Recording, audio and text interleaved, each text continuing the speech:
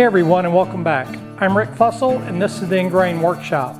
In today's video we're going to be doing an unboxing and a tool review of the Harbor Freight Bauer Miter Gauge. That's coming up next here at the Ingrain Workshop.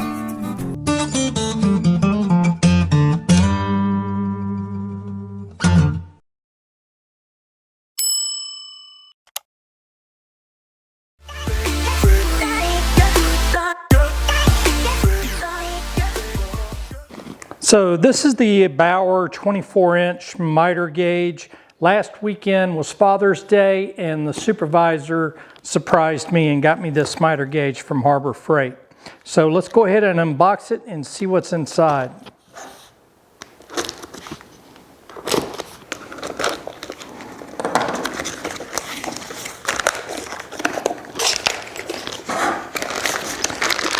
Okay, so it comes with what appears to be a handle,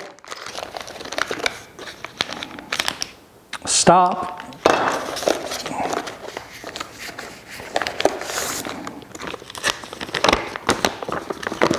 some instructions,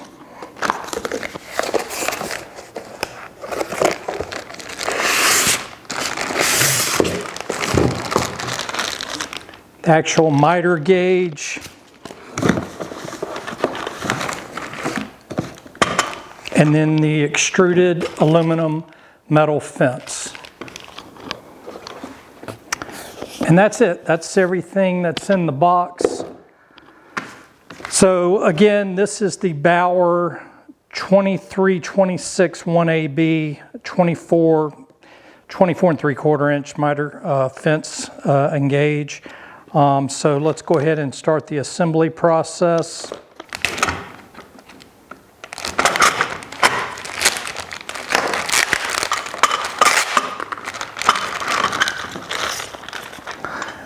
So this is the 24 and 3/4 inch extruded aluminum miter saw fence, and as you can see it extends out. So just extending it here, it's right on the verge of coming out.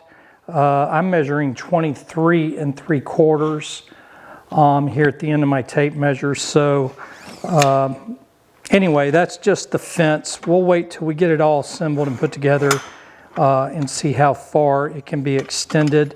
The fence does come with some Allen screws which hold the round bar into the extruded metal fence. I was looking on the back to see if they could be adjusted to move the extension piece in and out more, and it looks like it's at a fixed location.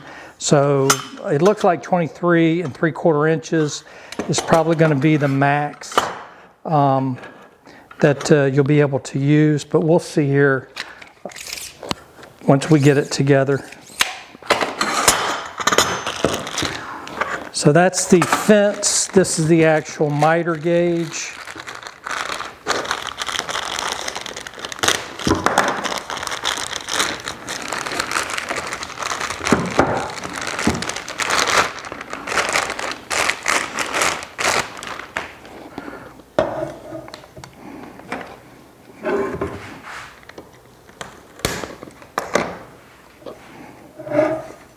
So as you can see here, the miter gauge does have some positive indents at 60, 45, 30, 15, 0, and that's probably 22 and a half.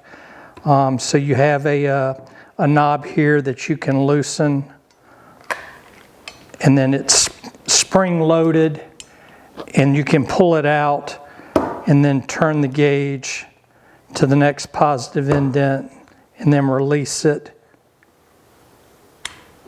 and then you can tighten it down. It does have some clear plexiglass with a crosshair right there if you want to go on a degree other than where you've got a positive indent on. So let's start by opening up the handle and put the handle on the miter gauge.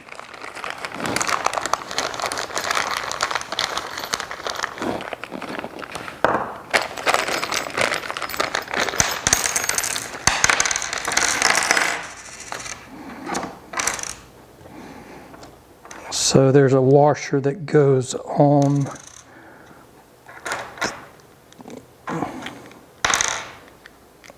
on the handle, and then the handle just threads on to the miter gauge. So then you can lock it down with the handle and also with this red knob here, which is the locking mechanism for the positive indent. So if you did want to use a degree other than one of the ones that have the positive indents, you could move it to that exact degrees, put the crosshair on it, and then tighten it down with the handle. And for example, I'm at 10 degrees right now, and then that locks it down.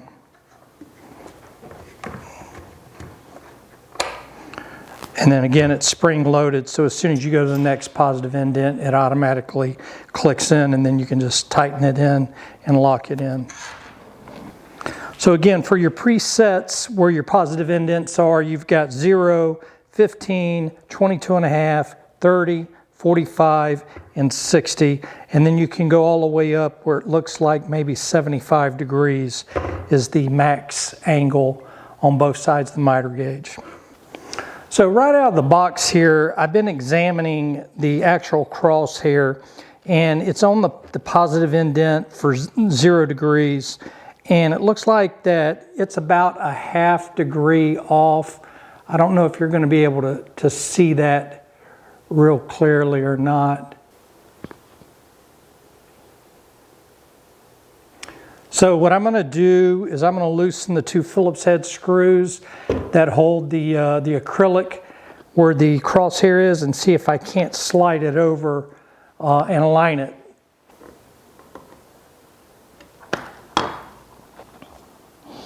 Okay, so that's dead on. So you can adjust the acrylic and the crosshair slightly to make just some micro adjustments. So that's locked in nice and good there.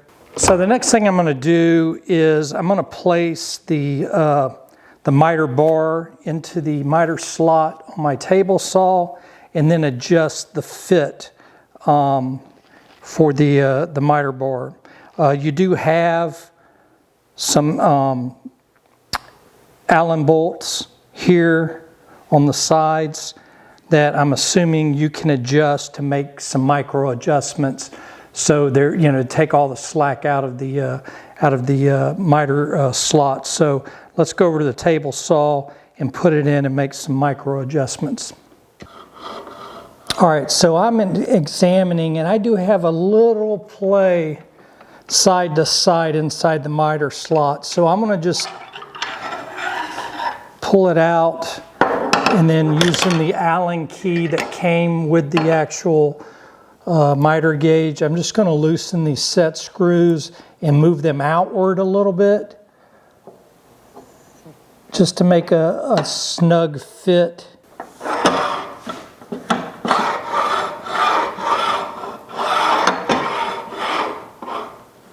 All right, so now I've eliminated all the side-to-side play, and again, it comes with 2 set screws, one at the front, one at the back, and then it comes with an Allen key, so you can adjust that set screw outward so it makes contact with your slot and snugs up that fit. So I think I'm good to go now on the actual miter gauge slot, and now the next thing we're going to do is put the fence on. So the next thing I want to do is go ahead and install the bolts that are going to hold the extruded metal fence to the actual miter gauge. So it comes with 3 carriage bolts with washers.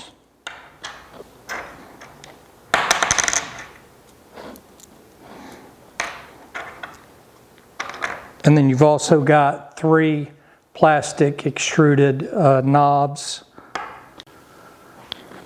So the next thing I'm going to do with the 3 carriage bolts, I'm going to just take 2 of them and install them in these 2 slots on the miter gauge from the back side.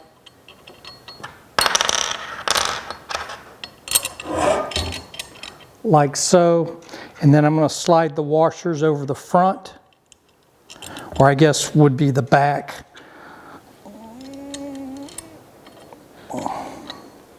Next, I'm going to install the fence knobs. And again, I'm going to get them started is all I'm going to do at this point.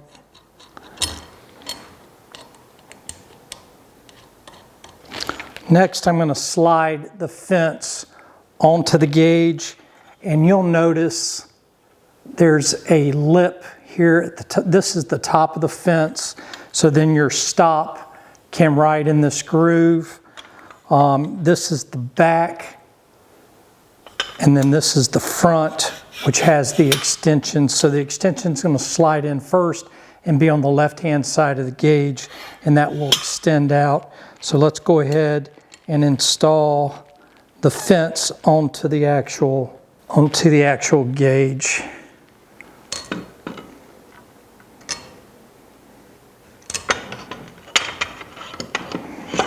So the center groove here, you'll have the extension that has the two bars. They'll slide in the top and bottom groove that's on the extruded fence.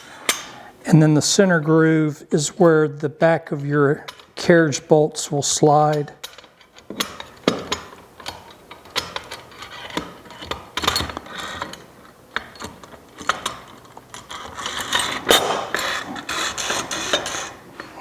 And then I'm just going to loosely tighten it down a little bit.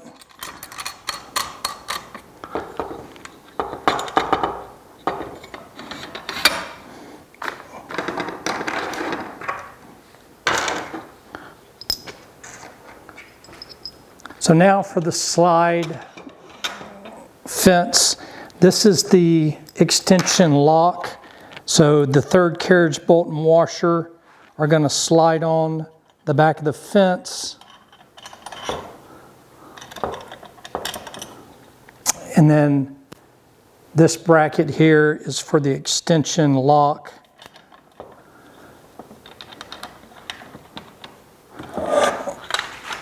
I'll turn it around so you can see.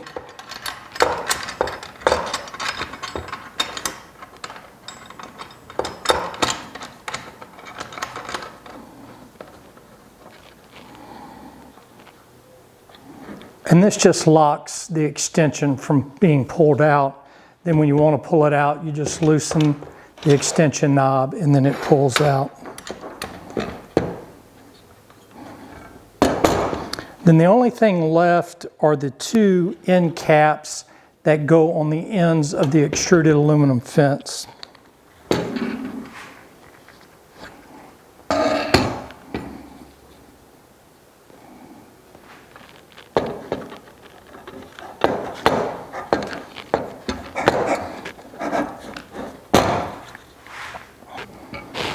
And again, they go on the ends with the convex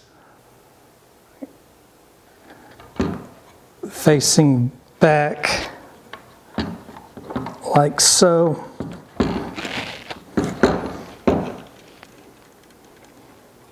There's the convex part facing the back of the gauge, and then same thing for the other side.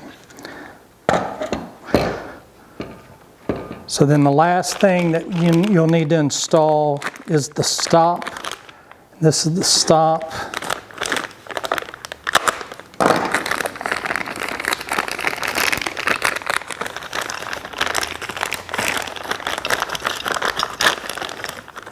And again, this is a flip stop. We'll loosen the flip stop knob. And then, like I said earlier, it will slide on the top.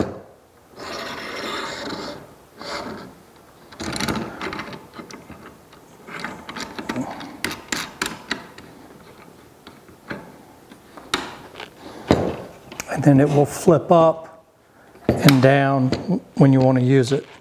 So if you're looking for a miter gauge on a budget, this Harbor Freight version might catch your eye. And for under $59, it is tempting. There are some pros. It's affordable, it's easy to find, and it works well enough for the basic 90 degrees, 45 degrees. where all the positive indents are. Again, that's 15, 30, 45, 60, and then 22.5.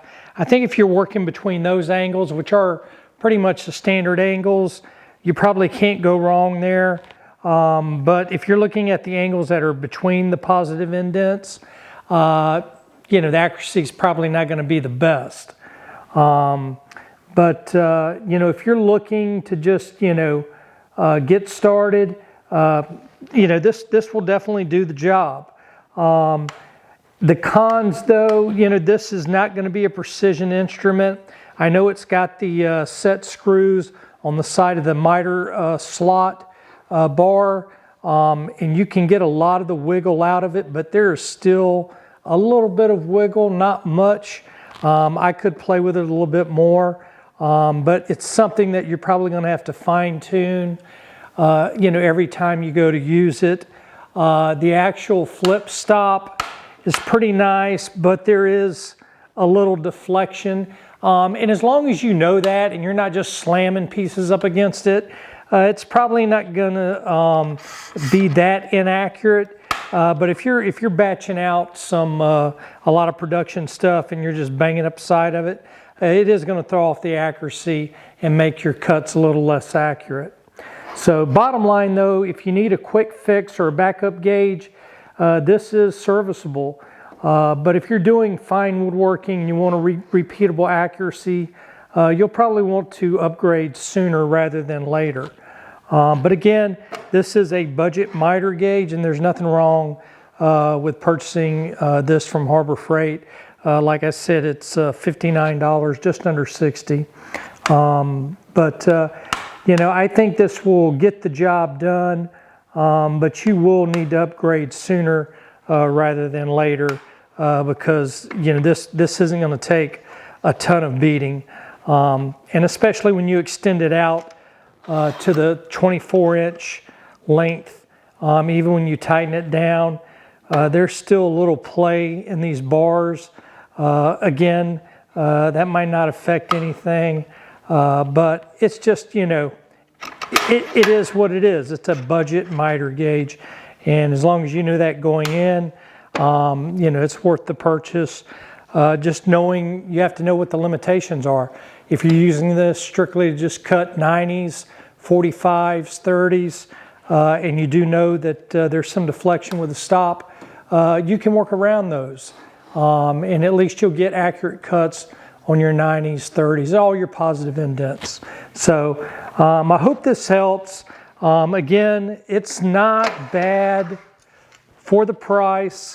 You know, it's all extruded aluminum. Like I said, you do have the positive indents here on the gauge. You know, it's not laser engraved. It's just, you know, painted on. So probably over time, all the angles on the dials will eventually probably wear off. But again, this is, you know, for a budget, you know, I don't think you can beat this for the starting price. Well, that's going to wrap up this video. I hope you really enjoyed the video, and if you did, then please leave it a thumbs up. If you're new to the channel and you like DIY and woodworking projects, then I highly recommend that you smash that subscribe button. It's free and painless, and I'd also ask that you ring that bell icon. That way you'll be notified of all our upcoming videos. To all my existing subscribers, as always, I really appreciate all the support you've given this channel. I'm Rick with the Ingrain Workshop. Until next time, have a wonderful day, and God bless.